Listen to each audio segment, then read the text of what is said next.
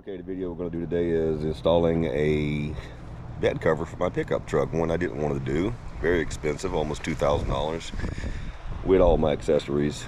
And I'll explain here in a moment why. But first, this is what I chose, which is Syneticusa USA. And no, I'm not sponsored by them or anything. It's just after my research.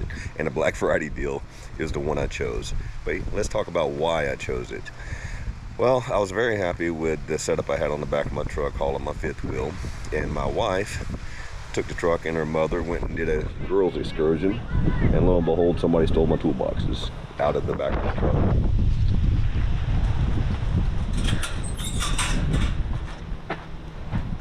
So my toolboxes used to sit right there. And you can see where they cut the cable.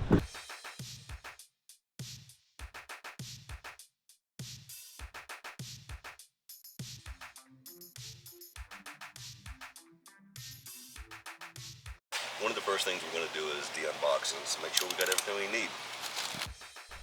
You know, a couple of reasons why you'd want to install one of these covers is one, security. Two, you can transfer a lot of that weight from your rig to your truck and now keep it dry and secure.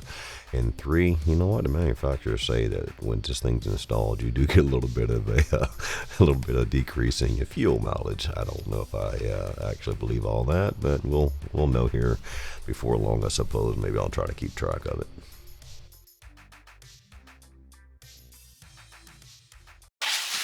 A little bit of clean up, then I'm gonna go over those instructions so I don't make too much of a fool of myself. Okay, just to give an overview, got everything out of the box.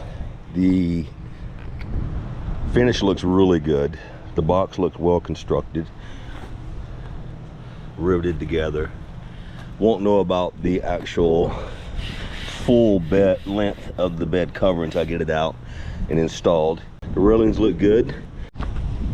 Just a quick note, when you're covering manual, it's actually the manual for 4 different vehicles. Okay, they don't call it the first step. It's more of a note in the book, in the manual. The first thing you do is you open your 2 latches. And then you have to remove this guard on the locks. It says remove before use. They should say remove before install. Not that hard, you simply open the latch and remove the hardware located right down there, and then it will lift and come off.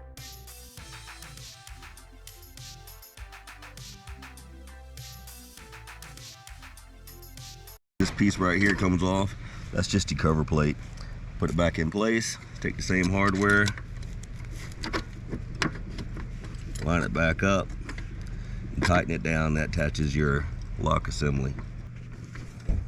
And just check, make sure it works, which it does. Then do the same thing to the other side. Again, don't forget to remove the lock plates. Okay, the next step is going to be placing your foam, which has a 3M backing on it, on the bulkhead of the truck itself, which my wife is fixing to do.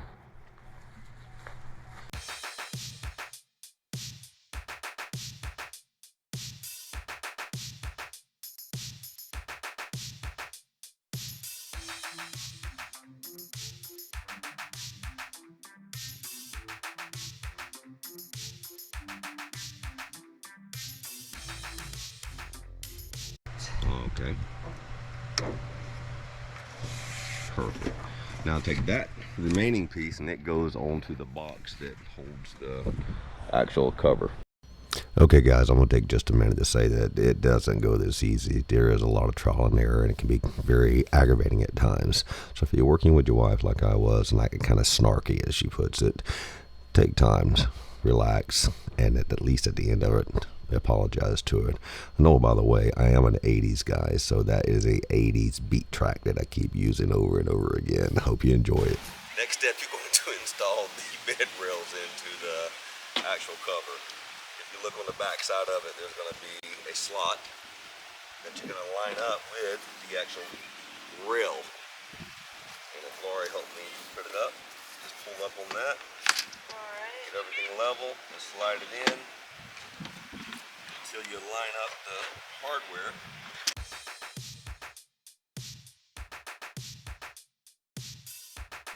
Okay, this is going to be the most difficult part once you get this track actually lined up and slotted forward.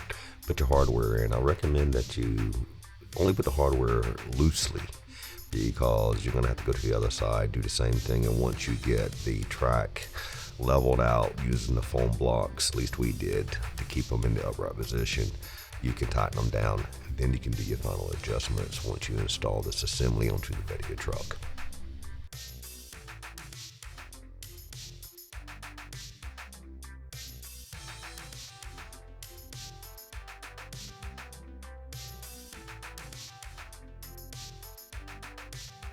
Okay, the next step is we're going to put hardware in that's going to hold your cover plate on. You're going to have 6 of these little locking nuts, 6 screws. The locking nuts are going to go in horizontally, not longitudinally. In other words, you want them to be a snug fit. 3 on one side, 3 on the other.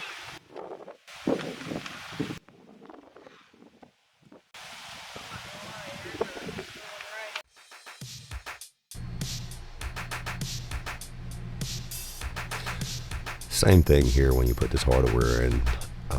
I'd go ahead and keep it tight because you're not going to be opening this cover back up other than cleaning down the road a piece.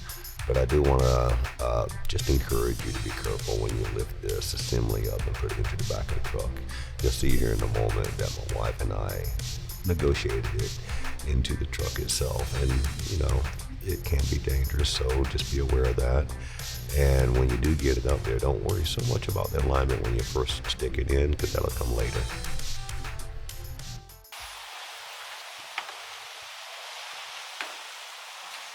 The next step is to install the alignment bar. Just have to stick one side in, just run it one end, the other end, and it keeps the rail in alignment. It sets your rail alignment.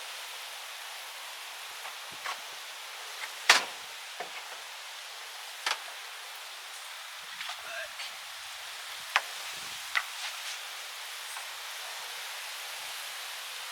That's going to ensure that your cover does not bind. And once you have that, close your tailgate for any inconsistencies. So you want to adjust 1/8 of an inch from your tailgate to the end of the rail, approximately, on both sides. Which I know is kind of hard to do, especially in the sunlight.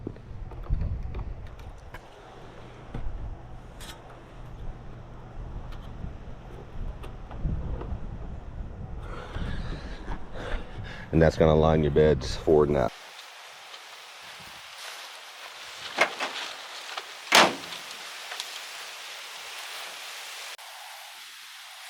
Okay, the next step is installing 3 of these T-bolts on either side of the underbody of the rail.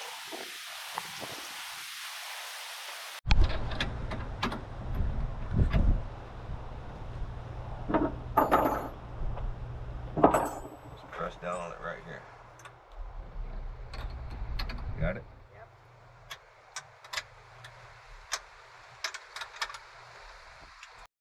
As you can see, I left the alignment bar installed, so every time I attach one of the clamps, I move it down a little bit just to ensure that the bed rail stayed square.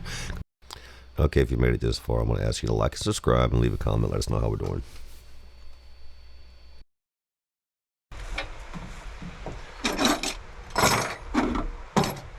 not that big of a deal. It'd be better if we didn't have the hitch in. Yeah. Getting even loaded.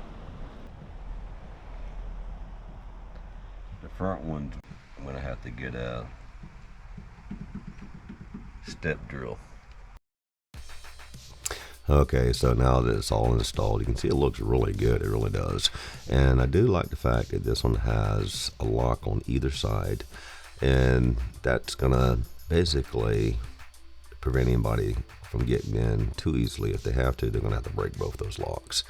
And I do like the fact that I can slide it pretty much anywhere and lock it back down. Now, it doesn't have a spring-loaded retraction system, but it's not that hard at all anyway, and as long as you keep the tracks clean, it's gonna be fine.